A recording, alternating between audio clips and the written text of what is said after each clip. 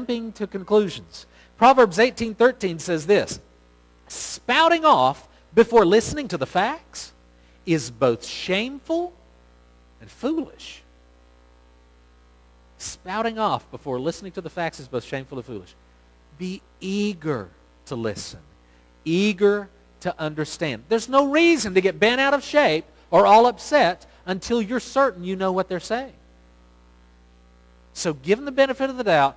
Are you saying, reflect back to them and listen and try to understand.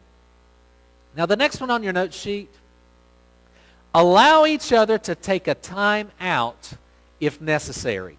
I know some of you look over this note sheet and you try to fill in the blanks before we go through this. And it was my fear that some of you would see this and say, oh, well, what it probably is allow each other to take a potty break if necessary. That works too. If you need to take a potty break in the midst of a conflict, I highly advise doing so. But actually, yeah, relieves the stress. It does, doesn't it? It's the voice of experience. Allow each other to take a time out. They say, okay, hold it. Time out. See, some people have a tendency to get really worked up during a conflict. Some people, just by the nature of their personality, they're pretty well even-tempered no matter what. But others of us are passionate people. And when we feel things, we feel things. Whether it's really good things, really high things, or really low things, really bad things. Which kind of person are you?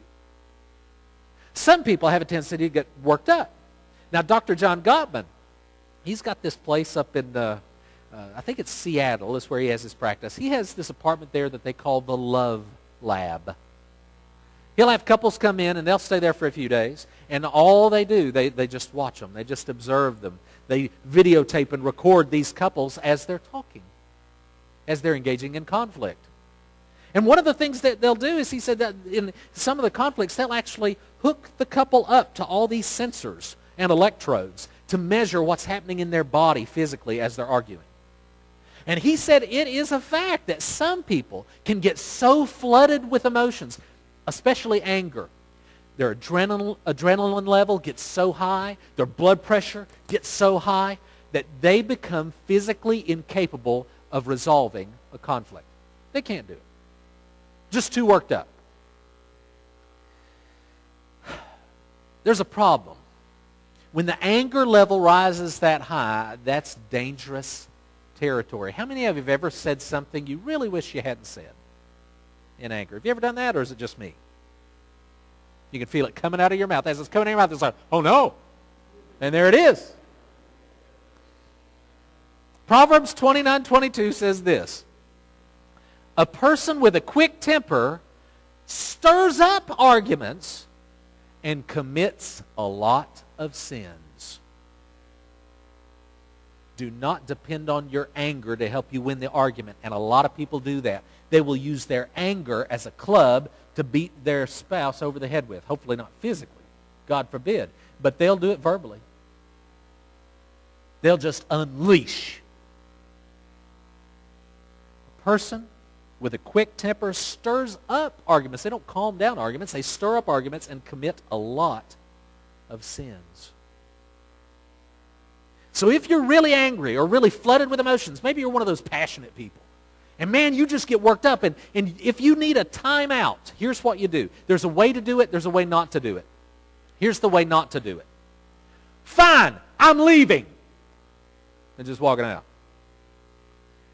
That was the bad way. The good way is to say, you know what? I need a break.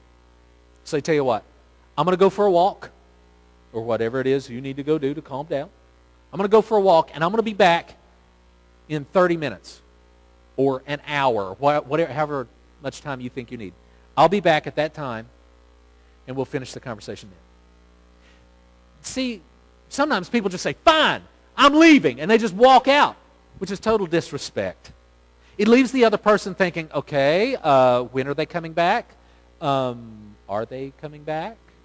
When they come back, are we ever going to finish this? Are we ever going to talk about this? Are we not going to resolve this? But if you can say, look, I just need a break. I'll be back at a certain time, and we'll finish it then. Then the other person, they know, okay, we'll deal with this. And if your spouse says that, if they say, I need a break, you would be very wise to give it to them. Don't do this. Don't expect them to have your disposition. Maybe you don't get that bent out of shape over things. Don't start saying stuff like, I talk with all sorts of couples here, all sorts of things. Don't start saying stuff like, well, you know what your problem is? You always run away. You can't finish what you start. You're just trying to avoid this. If they're that worked up, if they're that bent out of shape and flooded with emotion, you're not going to get anywhere with them anyway. You might as well let them take a break. Lord bless you. You go right ahead. Take that break. Then we'll deal with it later. Does that make sense? So allow each other time out if necessary. Then here's a big one, guys. Don't forget to pray. If you're taking that time out, what do you do during that time out? And both of you, not just the person that needed the time out, but the other person too. What you should not do is start replaying through your mind all the ways that you're going to win this argument. Here's what I'm going to say. Building your case, just as angry, so that at the end of the timeout, it's like game on, and you come back in and boom, just right back into fighting. What do you do during a timeout? Pray. Pray. Now, if you're wise, you should have been praying even before you began the conversation. Lord, help me. This could be tense. Please help me. Please give me wisdom. In James 1:5, we read this, but if any of you needs wisdom, you should ask God for it. He is generous to everyone and will give you wisdom without criticizing you. He'll give you wisdom without criticizing you. What does that mean? In other words, if you go to God for guidance, He won't say, what are you doing asking for wisdom? You don't deserve it. God's not going to do that. Ask God for wisdom. He'll guide you. So before that conversation, during that time out, pray. Pray.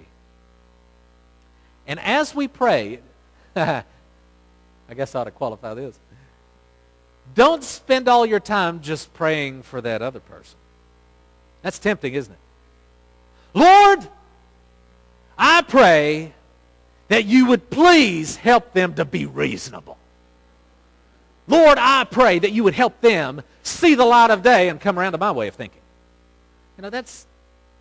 I would even advise that you don't even begin praying about them. You should pray for them, but you start praying for yourself. Lord, if I'm missing it, I need you to show me.